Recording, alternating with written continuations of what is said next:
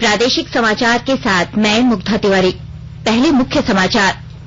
Pegasus जासूसी मामले और कई अन्य मुद्दों को लेकर लगातार दूसरे दिन भी संसद के दोनों सदनों में भारी हंगामा। विपक्ष ने की संयुक्त संसदीय समिति से जांच कराने की मांग।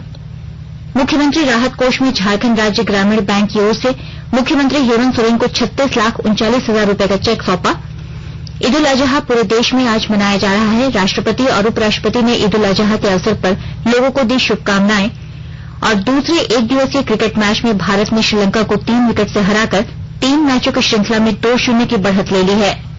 और समाचारों से पहले एक जरूरी संदेश। देश भर में 18 वर्ष से अधिक आयु के सभी लोगों के लिए सरकारी केंद्रों में निःशुल्क टीकाकरण अभियान चलाया जा रहा है। हमारे युवा श्रोताओं से अपील है कि वे कोविड रोधी टीका जरूर लगवाएं और दूसरों को भी इसके लिए प्रेरित और सहयोग करें।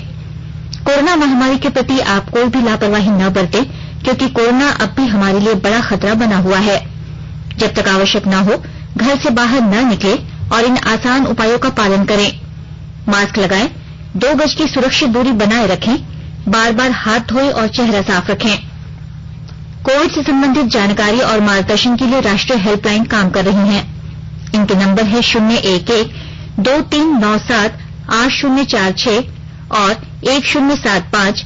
इसके अलावा राज्य हेल्पलाइन नंबर 104 डायल कर समस्या का त्वरित समाधान लिया जा सकता है।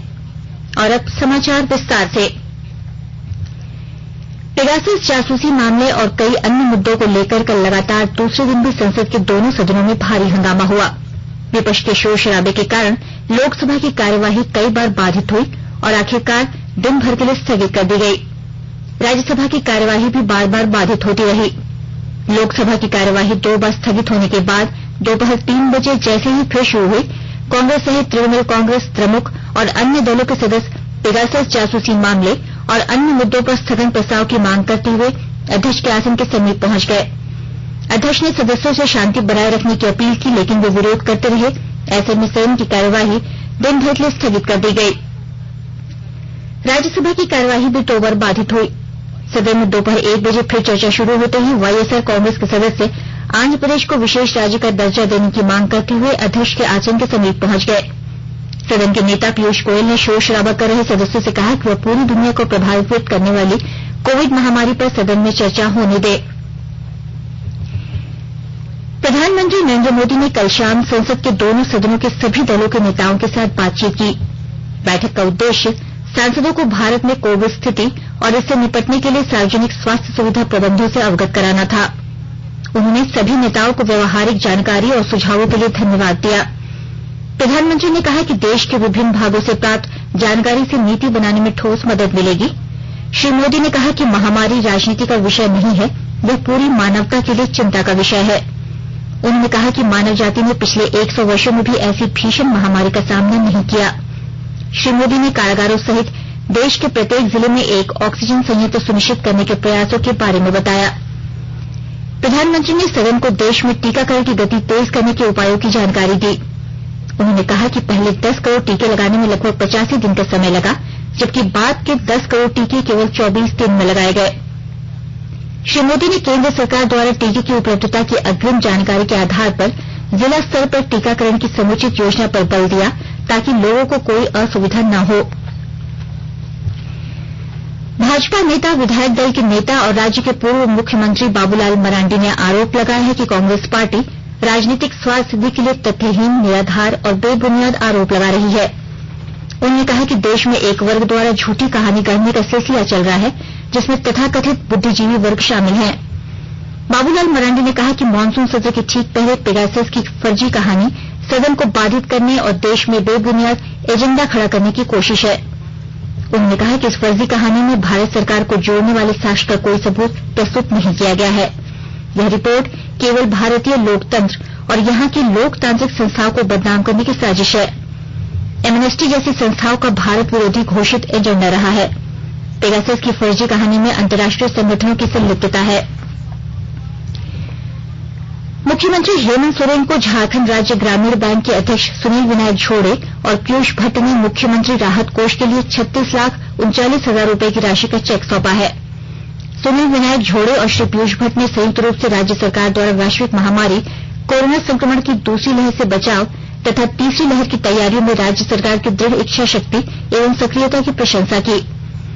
उन्होंने कहा कि राज्य सरकार ने कोरोना संक्रमण की दूसरी लहर में आई चुनौतियों पर बेहतर कार्य करते हुए राज्य को संकट से उबारने का काम किया है। झारखंड राज्य ग्रामीण बैंक परिवार की ओर से मुख्यमंत्री राहत कोष के लिए दी गई इस राशि का उपयोग राज्य में कोरोना संक्रमण के नियंत्रण के निमित्त की जाएगी। मुख्यमंत्री हेमंत सोरेन ने भी राज्य के विकास में झारखंड राज्य ग्रामीण बैंक के योगदान की सराहना की। राज्य में कोरोना संक्रमण से ठीक होने वाले मरीजों की संख्या 49 है, जबकि सूबे में नए संक्रमित मरीजों की संख्या 33 है। राज्य के 9 जिलों में एक भी मरीज नहीं मिला है। राहत की बात यह है कि राज्य में कोरोना संक्रमण से एक भी मौत नहीं हुई है। वहीं कोरोना की तीसरी लहर आने से पहले रांची जिला प्रशासन अपनी तैयारियों में जुटा है।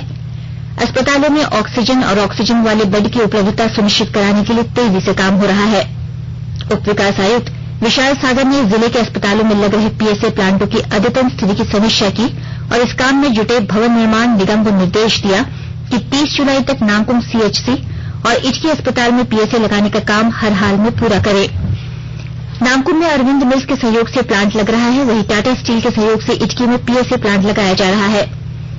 उप विकास आयुक्त ने कहा कि अगले 10 दिनों में सदर अस्पताल में 236 और बुंडू में 40 ऑक्सीजन बेड तैयार कर लिए जाए। केंद्र सरकार ने कहा है कि प्रधानमंत्री मुद्रा योजना के अंतर्गत अब तक 15,97,000 करोड़ रुपए की राशि के 30 करोड़ से अधिक ऋण स्वीकृत किए गए हैं। अप्रैल 2015 में आरंभ हुई इस योजना के अंतर्गत सूक्ष्म और लघु व्यवसाय के लिए 10 लाख रुपए तक का संस्थागत ऋण दिया जाता है। वित्त राज्य मंत्री डॉक्टर भागवत किशन राव कराड ने कल राज्यसभा में एक प्रश्न के लिखित उत्तर में यह जानकारी दी। उन्होंने कहा कि वित्त वर्ष 2019-20 और 2020-21 के दौरान देश भर में 11 करोड़ 29 लाख से अधिक ऋण मंजूर किए गए, जिनमें 6,41,000 करोड़ रुपए वितरित किए गए। आकाशवाणी के ताजातरीन समाचारों के लिए आप हमारी वेबसाइट newsonair.com पर लॉग ऑन कर सकते हैं। ताजा समाचार ट्विटर हैंडल @AIRNewsAlerts और Facebook page all India radio news पर भी उपलब्ध है।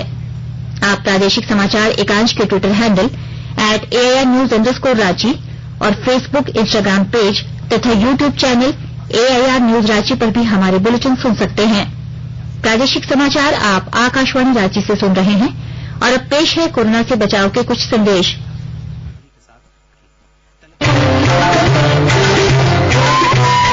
कोविड-19 से बचाव और सुरक्षित रहने के 3 उपाय। मास्क लगाएं, 2 गज दूरी है जरूरी, सुरक्षित दूरी रखें, हाथ और मुंह साफ रखें।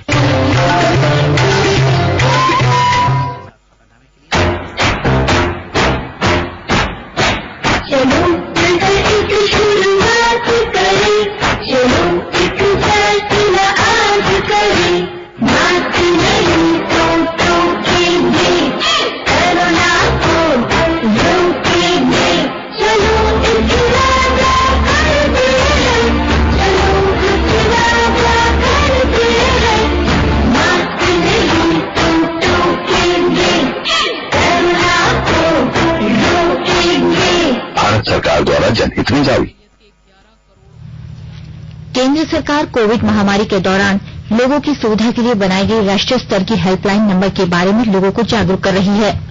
सूचना और प्रसारण मंत्रालय अपने विभिन्न विभागों के माध्यम से इन हेल्पलाइन के बारे में जागरूकता बढ़ा रहा है। विभिन्न हेल्पलाइन नंबर इस प्रकार हैं। कोविड संबंधी सवालों के जवाब देने के लिए स्वास्थ्य और परिवार कल्याण मंत्रालय की हेल्पलाइन है 1075, राज्य हेल्पलाइन नंबर है 104, महिला और बाल विकास मंत्रालय की चाइल्ड हेल्पलाइन है 1098, वरिष्ठ नागरिकों के लिए सामाजिक न्याय और अधिकारिता मंत्रालय की हेल्पलाइन है 14567, मनोवैज्ञानिक सहायता के लिए राष्ट्रीय मानसिक स्वास्थ्य और तंत्रिका विज्ञान संस्थान निम्हांस का नंबर है 080461100007, आयुष कोविड परामर्श हेल्पलाइन नंबर है 14443 और माई गव व्हाट्सएप हेल्प डेस्क नंबर है 9013151515। चतरा जिला प्रशासन की ओर से गूगल मीट ऐप के माध्यम से जिले में कोविड-19 संक्रमण की रोकथाम के लिए किए जा रहे कार्यों की समीक्षा की गई। विस्तृत ब्यौरा दे रहे हैं हमारे चतरा संवाददाता।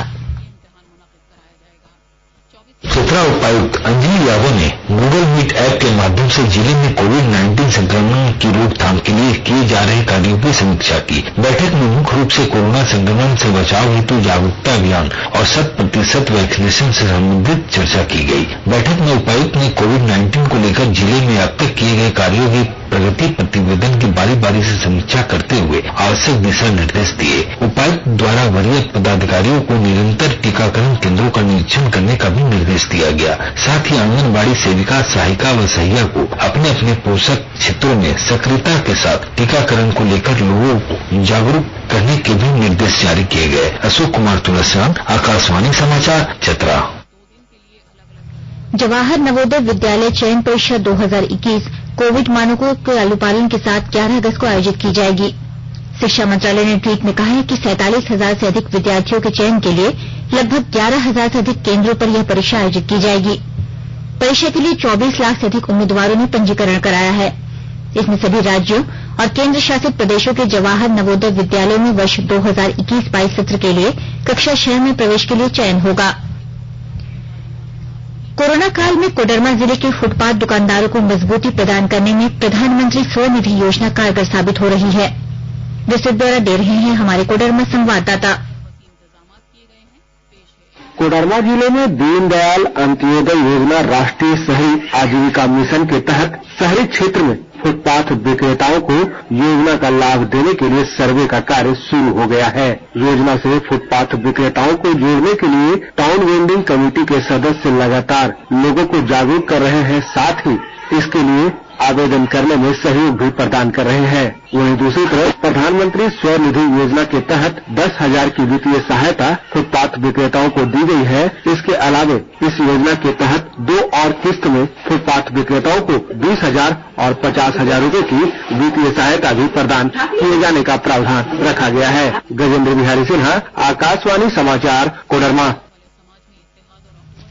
राष्ट्रपति रामनाथ कोविंद और उपराष्ट्रपति एम वेंकैया नायडू ने ईद उल अजहा के अवसर पर लोगों को शुभकामनाएं दी हैं।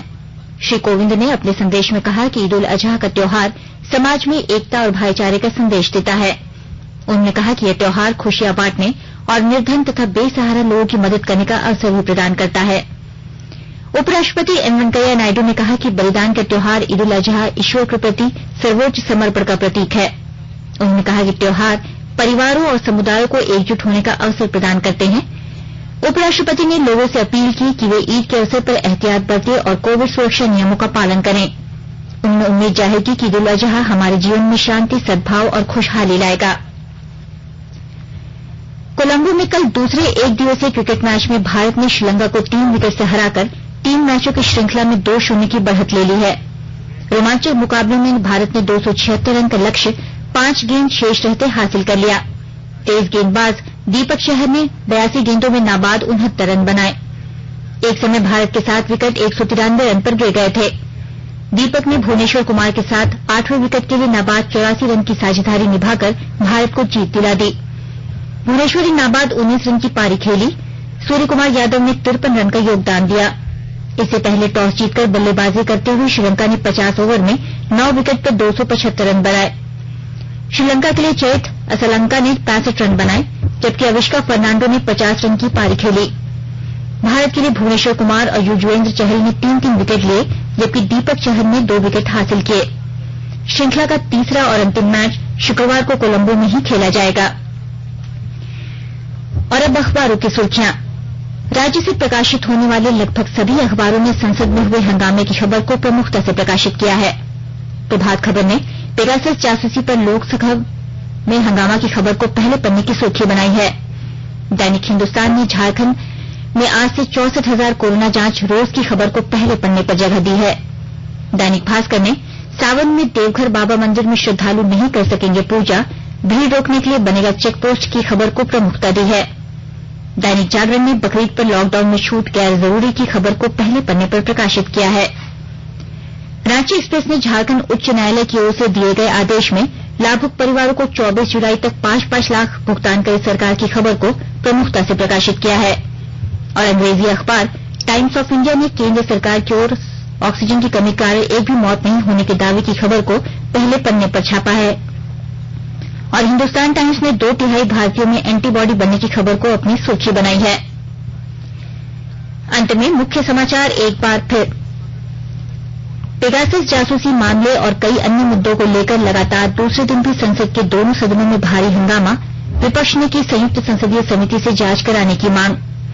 मुख्यमंत्री राहत कोष में झारखंड राज्य ग्रामीण बैंक की ओर से मुख्यमंत्री हेमंत सोरेन को 36,39,000 रुपए का चेक सौंपा।